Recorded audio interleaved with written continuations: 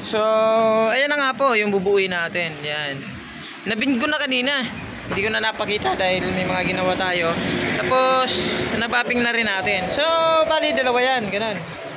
Yan ang gagawin natin. Dalawang piraso yan na may nagpagawa. Kaya, bubuuin natin ngayon.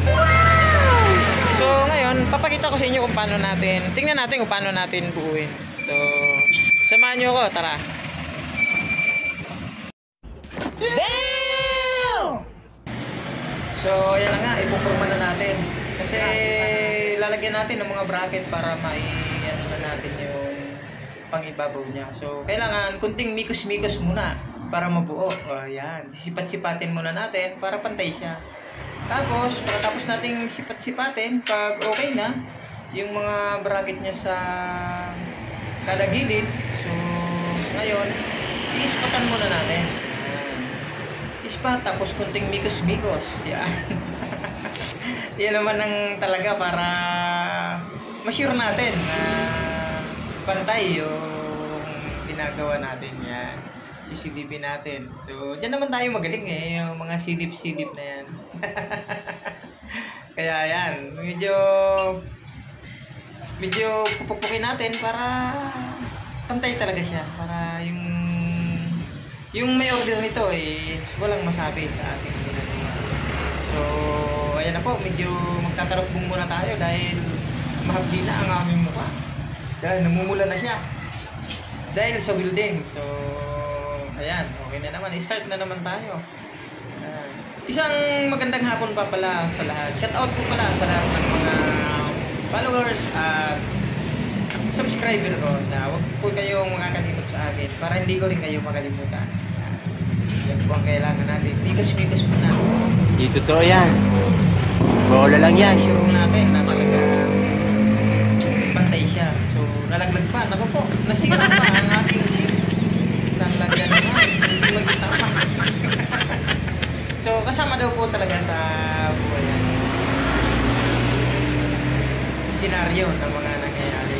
Medyo yan. Medyo sipat-sipat. Yung mga bracket nga pala kanina eh, mga pinutol ko na. Mga silukat ko na yan kanina. Kaya medyo nawala yung isa. Kaya kinuha ko muna. Tapos kunting mikos-mikos lang muna ang gagawin natin. So, maraming salamat nga pala sa lahat ng mga followers. Sa may order nito na talaga sobrang nagsisimula. Sana po lahat hindi kayo magsawa na sumusta sa maraming salamat po. Kaya po medyo nakatagilan tayo dahil nagmimikos-mikos pa. Hindi totoo yan. Bola lang yan.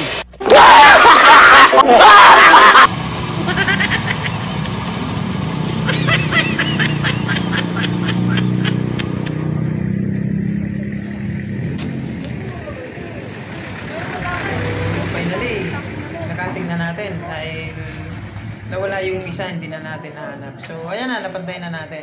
Pangit kasi pag hindi siya parehas ang sukat gilid niya. So kailangan pantay siya para yung space niya, yung angat is pareho ang sukat.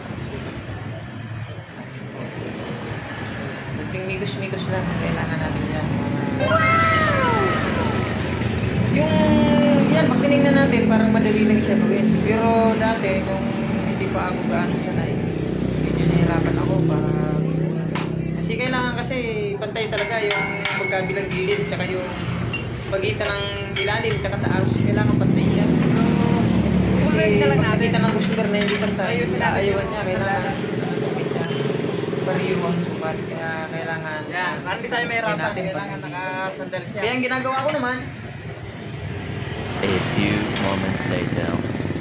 Para pag pinulid natin, medyo tara, bisa na natin. Wow!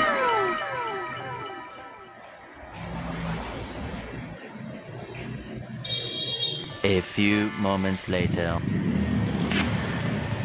So, ayan na. Kaya ang ginagawa ko naman, iniispat-ispatan ko muna bago ko ibulbul. So, magtagit na naman tayo ng iba kasi nga, ipupulbilid natin. Kasi yung tig, napakainit sa mukha.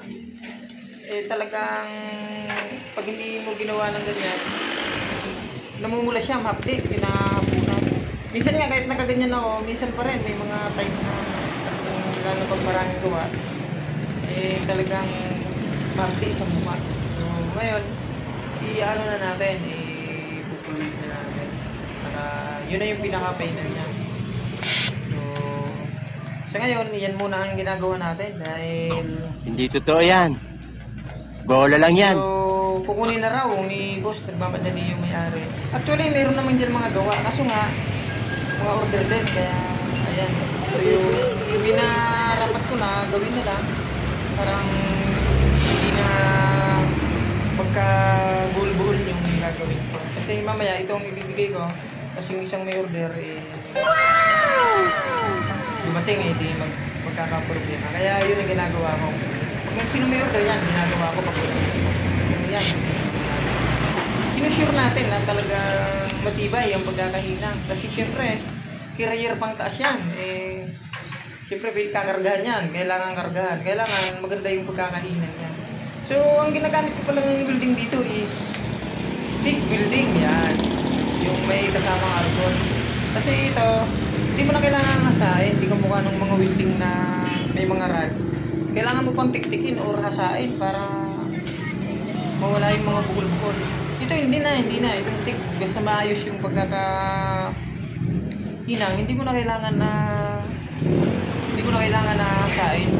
Pag ginasa mo lang, daming na lang, yun na, para mawala yung mga uling na sa pag-building natin kasi yung mga itim-itim. Hindi ka mukha nung sa may rod, balik siya naman natin para maayos yung pagkakahinang. Ito hindi siya, lalo na sa studio. A few moments later.